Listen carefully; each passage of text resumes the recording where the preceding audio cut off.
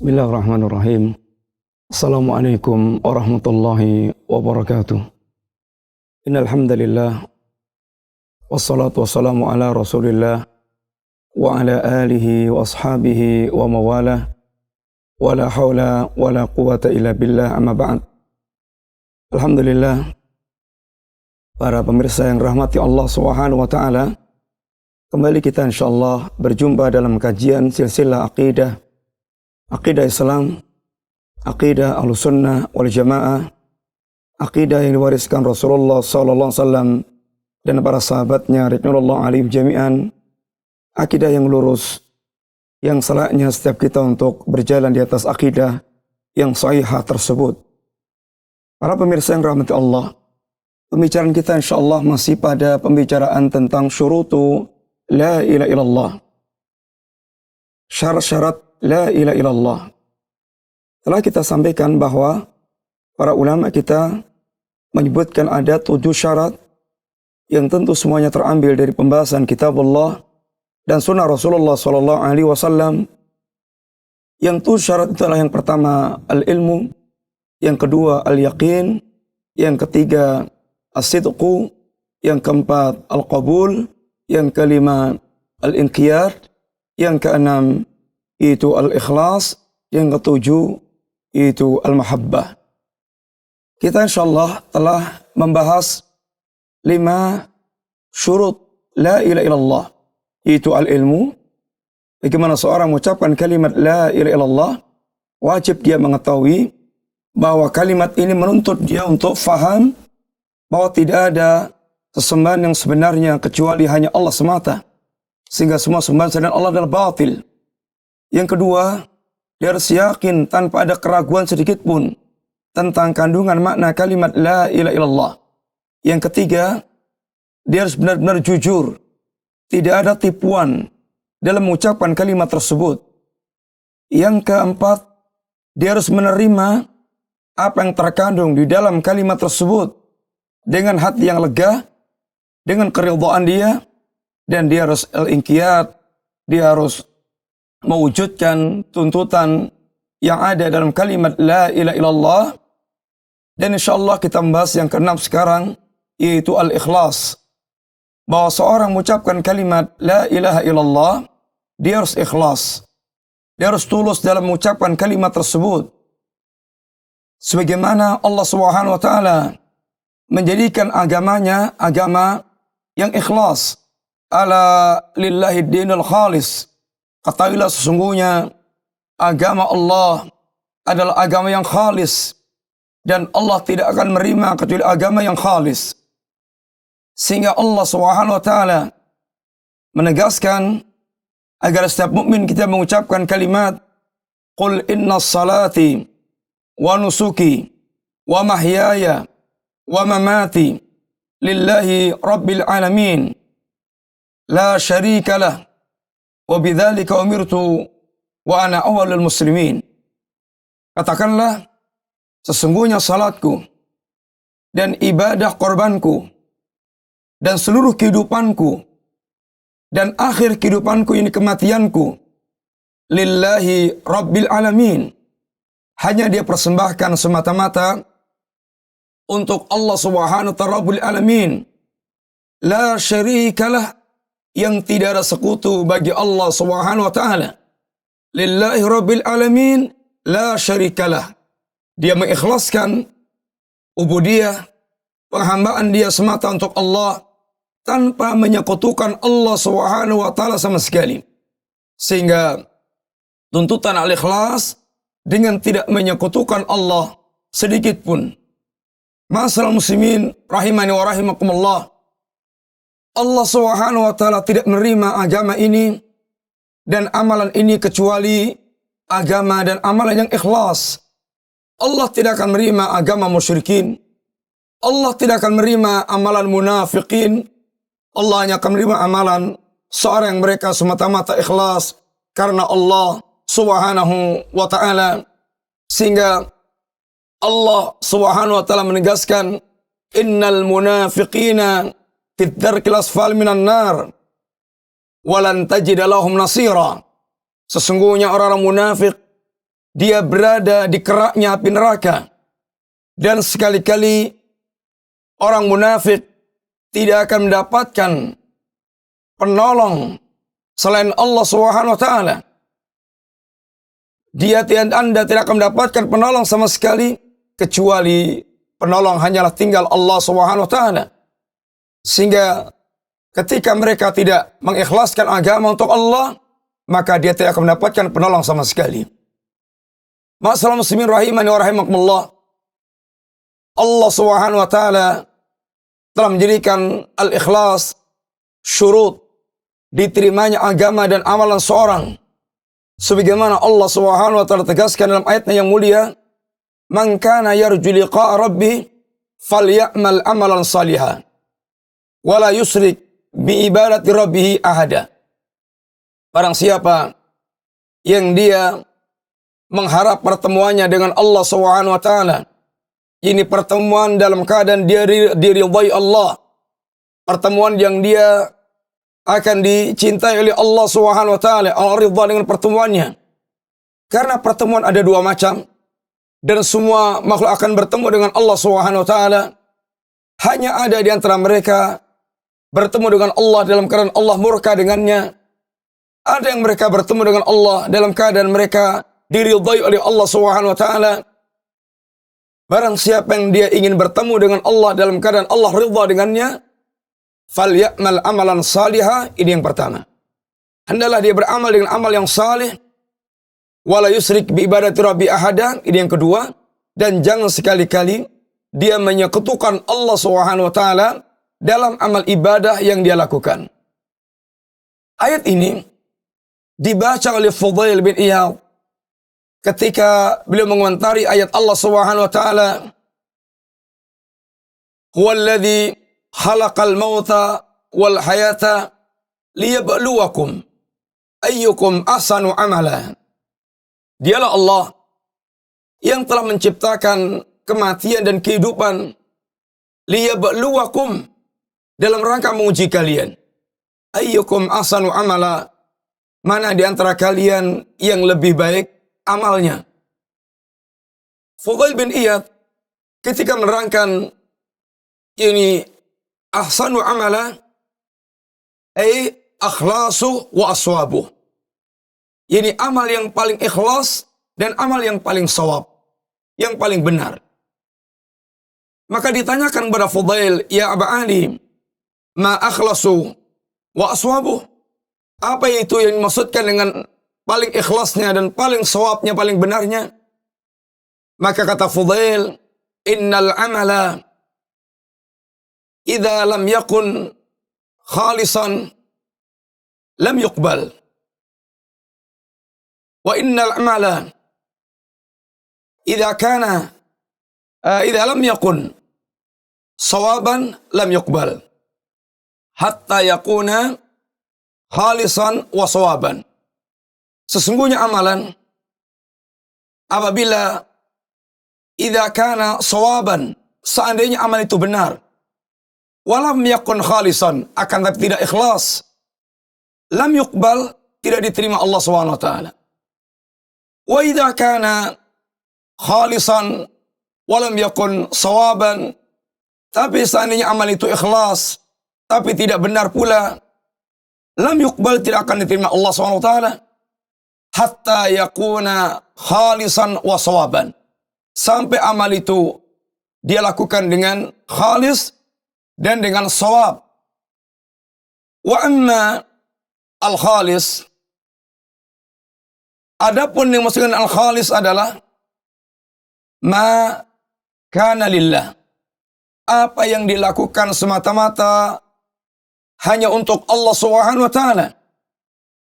Was-shawab ma kana ala sunnah, apa yang dilakukan di atas sunnah Rasulullah sallallahu alaihi wasallam. Dengan demikian amal tidak akan diterima Allah Subhanahu wa taala kecuali amal yang ditegakkan di atas keikhlasan, sehingga ikhlas sangat tertuntut dalam mengucapkan kalimat la ilaha illallah. Seandainya tidak dia lakukan, tidak miliki, maka syahadat dia la yanfa', syahadat yang tidak akan bermanfaat. Ma'asyiral muslimin rahimani wa rahimakumullah. Abu Hurairah radhiyallahu anhu, beliau pernah bertanya kepada Nabi sallallahu alaihi wasallam,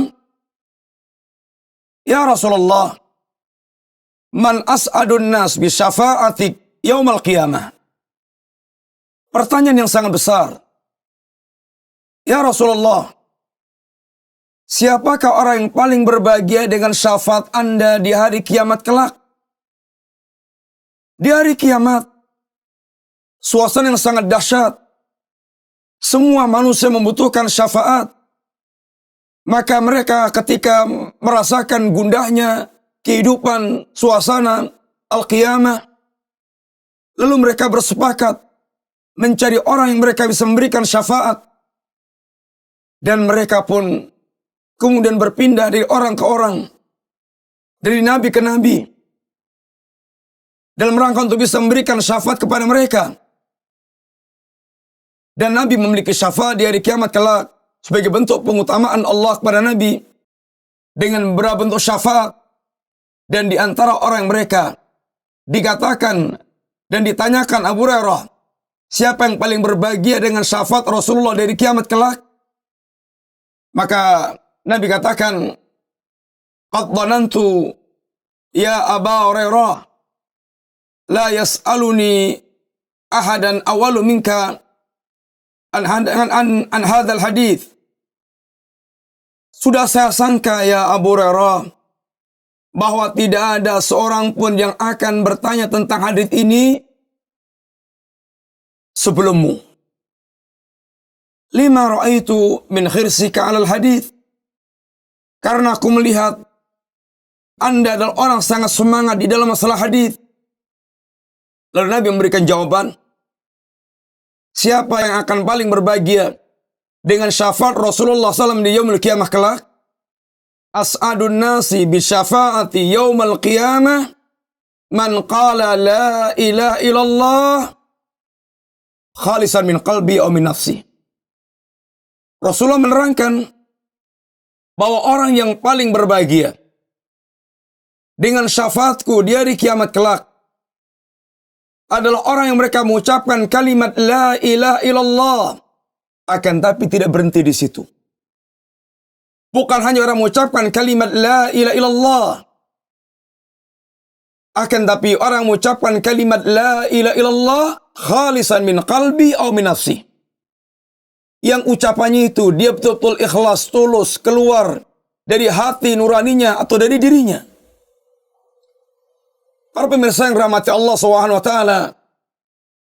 perhatikan kalimat ini disampaikan Nabi, sehingga tidak cukup kita mengucapkan kalimat la ilaha illallah untuk seorang dia mendapatkan syafaat dari Rasulullah.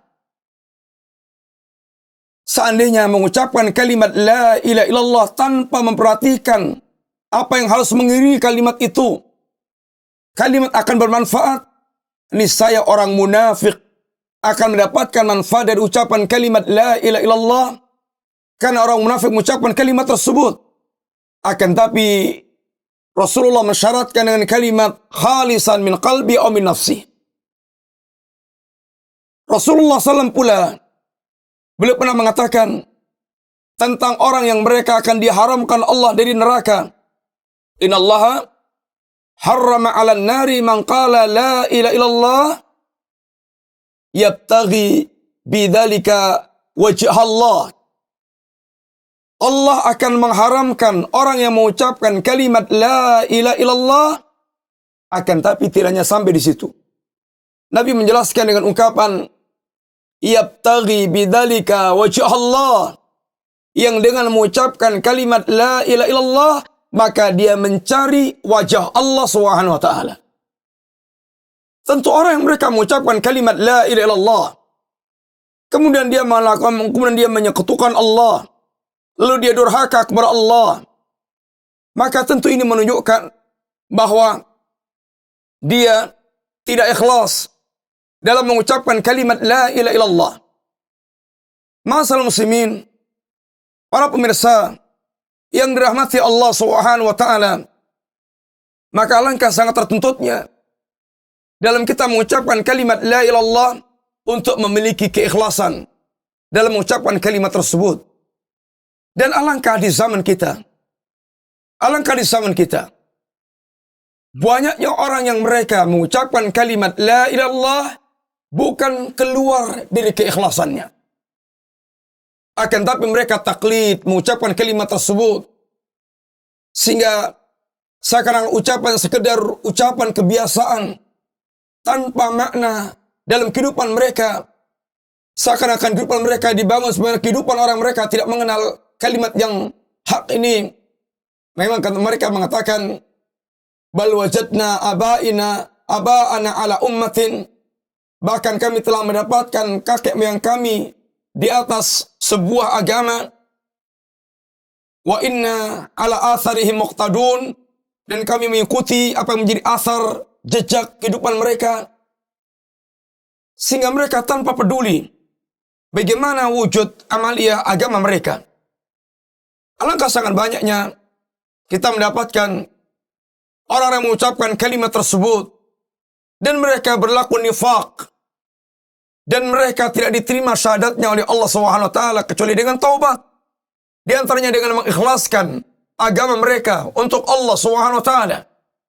Bukankah Allah telah menyebutkan dalam surah, dalam ayat yang telah kita baca, innal munafiqina fit darkil asfal minan nar walan tajid lahum nasira.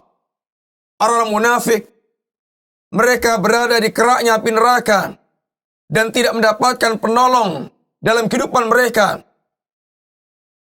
Kemudian Allah katakan illal ladzina tabu wa aslahu wa tasamu billahi wa akhlasu dinahum lillah faulaika ma'al mu'minin. Kecuali orang-orang yang mereka bertaubat, kemudian melakukan islah, memperbaiki diri, wa'tasamu billah, dan dia berpegang teguh dengan tali agama Allah, wa akhlasu dinahum lillah, dan mengikhlaskan agama mereka untuk Allah SWT. Faulaika ma'al mu'minin. Orang seperti ini baru akan bersama dengan kaum mukminin, orang yang syahadatnya akan diterima oleh Allah SWT. Dan alangkah banyaknya orang yang mereka mengucapkan kalimat tersebut sekedar ucapan, kemudian tidak memperdulikan tentang apa yang mereka lakukan, yang bahkan mereka terjerumus dalam perbuatan asyirku billah, kesyirikan kepada Allah SWT, baik dalam syirkun akbar atau syirkun asghar. Sedangkan sedangkan Nabi mengatakan dalam hadis qudsi meriwayatkan dari Allah SWT, yang Allah berfirman, ana akhna syuraka ani syirki. Aku zat yang paling tidak membutuhkan syirikat, yang aku disekutukan dengannya. Man amila amalan asraka fihi ma'i ghairi taraktuhu wa syirkah. Barang siapa yang dia beramal dan kemudian dia menyekutukan aku dengan amalan tersebut dengan selainku, maka akan aku tinggalkan dia bersama dengan sekutu yang mereka menyekutukan aku dengannya. Para pemirsa yang rahmati Allah SWT, maka sungguh keikhlasan kita dalam mewujudkan kalimat ini sangat tertuntut. Karena merupakan kunci selamatnya kita di yaumul qiyamah. Kunci kita mendapatkan syafaat Nabi SAW. Dan akan diterimanya syarat kita ketika kita tidak menyekutukan Allah SWT, yang asyirku merupakan lawan daripada ikhlas. Dan alangkah di zaman kita, orang mengucapkan kalimat ini, mereka terjatuh dalam kesyirikan, baik syirkun akbar, mereka menyembelih yang dia tujukan untuk selain Allah SWT. Sedangkan Nabi kita mengatakan, la'anallah man dabaha li ghairillah. Laknat Allah bagi orang mereka menyembelih yang dia peruntukkan untuk selain Allah. Dakhala nara rajulun fi dubabin. Ada orang masuk neraka gara-gara seekor lalat. Ini dia bertakarub pada Allah, bertakarub pada selain Allah, walaupun hanya dengan seekor lalat.